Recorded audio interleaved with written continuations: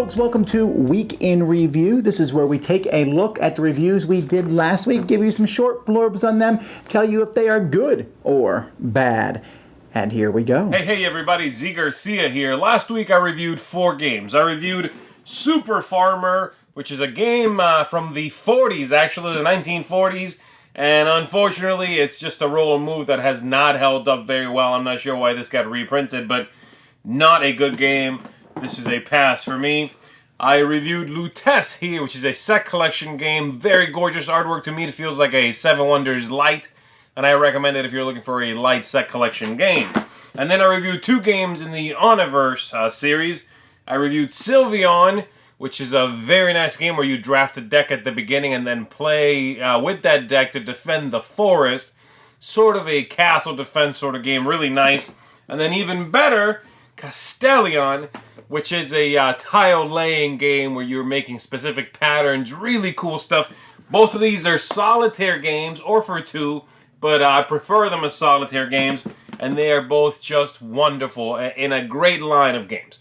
So there you go. That was me last week. I'll see you next time. Ahoy there, YouTube! I'm Forrest from Browser's Game Corner, and this is my week in review. The first game I checked out was Thieves from Calliope Games. This is a fantastic filler/family game in which you're going to be playing as thieves, trying to get the most loot in front of you. It's got some cool special ability cards. Plays quick, easy to learn, easy to teach. Highly recommended, but if you're looking for more than filler/family, this is not going to be for you. Next, I checked out Thurn and Taxis, the Power and Glory expansion. I'm a huge Thurn and Taxis fan. I was excited about this expansion, and it was incredibly disappointing. It has some new things, which I didn't like nearly any of them, and it feels more like a full-price map pack instead of an actual expansion. If you're a big Thurn and Taxis fan, steer clear. If you're not a Thurn and Taxis fan, it doesn't change enough for you. So unless you're a collector, just steer clear. Next, I checked out Dirigible Disaster on Kickstarter right now. I really enjoyed this game. It is a real-time cooperative game in which you're on a blimp and you're trying to put out fires and cure plagues and keep the steam up. It's intense, it's fun, it's fast and frantic, but if you don't like real-time, if you don't like co-op, you're going to want to steer clear of this one. And also, there's a lot of dice rolling, which is going to be a turn-off to some people. Last, I checked out Don't Break the Ice, the classic children's game in which you're going to be, well, trying to make sure that a bear doesn't sink into the ice for some peculiar reason. And it does stand the test of time. If you have children age 18 months to 6, this is a great children's game. It's not a good family game, it's not a good game night game, but as a kid's game, they have a lot of fun with it. This has been my week in review. If you enjoyed what I do, check out my channel too! Hello my friends, the Game One Geek here. On my YouTube channel last week, I reviewed this game, which I won't pronounce. It basically means rule of thumb. It is a trick-taking game with a set collection thing where you're throwing cards down and then you're drafting. Whoever has the highest card will draft either a special ability or a contract, and then you're trying to do some set collection. Very interesting trick-taking game there. I did 2 expansions for a new game called Treasure Hunter, which I recently reviewed. It's Richard Garfield's new drafting game, which is amazing. I love it. And so I did 2 of them. One of them is just a little promo with 6 new goblins called Band of Goblins. Good thing there. They're fun. They add some different twists to it. And then the first full expansion called Goblins Loot, which adds in a completely new set of goblins, which are much harder. They steal more gold. You have to pay a little bit more attention to them and some cards to help combat those. Good effort there. Then Mow Money, a pretty interesting blind bidding game where you're trying to undercut your opponent by, bidding lower than them to win the contract, but when you win, you get less money because you bid lower. Interesting mechanics, fun bidding game. And finally, we have Rolling America, a good family-level dice game, similar to sort of like a Sudoku type of puzzle, where you're rolling dice and everyone is taking those dice at the same time and filling out their own scorecard around America and trying to put numbers that have to be next to certain other numbers. A little puzzly, but good family fun. Hey folks, welcome back to another week in review. This week I was able to do 4 videos, one of which was this one right here, Where Art Thou, Romeo? It's a quick little 5 to 15 minute, 3 to 5 player game where it's social deduction, bluffing, hidden information, that kind of thing, hidden roles. Pretty cool filler game. Go check that out. I was also able to do one of my review for a reprint of one of my favorite games, and that is this little guy right here, Fire and Axe, a Viking Saga. It's a kind of a pick up and deliver Euro-y game, kind of, but it has a lot of combat, a lot of special powers with cards and that kind of thing, card play. Really neat Viking theme, so go check that out as well. I was also able to do 2 more top 5 lists. I did my top 5 Star Wars games, and so go ahead and check those out, see how you like it as well.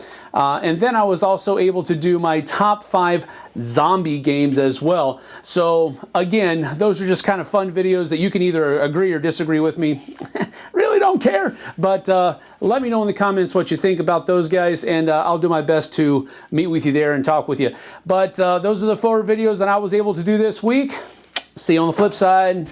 I did 16 reviews this week, and it's a good thing we never go by any one week, or you might think that I don't like board games, because there were several low-rated reviews. We start with Ninja All-Stars, which is a new miniature, chibi miniature of ninjas all fighting each other. It had one of the worst combat systems I've ever used, and the game itself was just kind of boring. Game of Gnomes, a beautiful production from Fragger Games. Big, opulent probably is a better word. The game itself is fairly pedestrian, just pick up and delivery, not very interesting. VuDu, hey, be silly for a game. That's kind of Yahtzee style. Yeah, that's what it is. Silly Yahtzee. Less silly and better mechanisms next time. OMG. Hey folks, have you ever wanted to play Uno? Then play Uno. If you want to play OMG, you're playing a worse version of Uno. Gum Gum Machine is where you're going to, you have this machine and you run the machine and see what happens. It's kind of a neat idea, but it's really kind of random, a little bit more memory based than it should be. Some really cool ideas, just doesn't really come together for a good game. Epic PvP using the deck shuffling mechanism where you put a class and a race together. So I might be the Elf Paladin and you're playing the Goblin, the Cleric. Sounds really cool. The game actually does work well. I just felt like it lacked the soul and wasn't that fun because of it.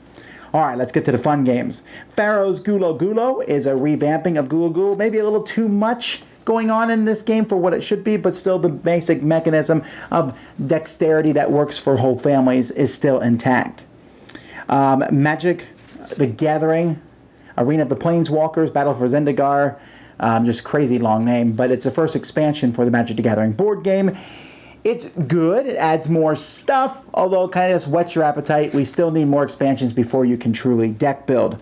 Cardline Marvel takes the game of Timeline and puts it out. It's really only for Marvel nerds. I'm one of them, but since this game is only available from Europe, it's going to be kind of a pain to find. Most people can pass it by, but if you get a chance to play it and you like Marvel, it will be fun. Piratoons, this is an auction pirating game where you're trying to build a ship and fill the different spots in the ship, and you get various points for doing that. Has a neat mechanism of flipping a board, which I like. Pig 10, super simple game where you're just counting to 10. Shouldn't really be that fun, but it is kind of interesting as players put out the cards and count up to 10. Great for kids mostly. Burgle Bros, this is a cooperative game in which players are working together to do a heist, to rob a safe, or actually 3 safes on a 3-story building using special abilities and trying to avoid guards as they walk around. If you like cooperative games, you'll probably like it. The 5th player expansion for Blood Rage. Blood Rage is an amazing game. 5th player works fine. I don't know that I would always want to play with 5 players. I think 4 player is better. But if you want another faction, you get the Ram faction, and if you want to play with 5 players. Dixit Memories, another expansion for the Dixit main games. It's more cards. Not as good as the first set of cards, but still pretty good cards. And hey, who doesn't want more Dixit cards? Brain Freeze. This is, I took a look at the kids version, Brain Freeze, and the adult version, and both of these games are kind of like a mix of Battleship and Deduction, a 2-player game back and forth, really well done.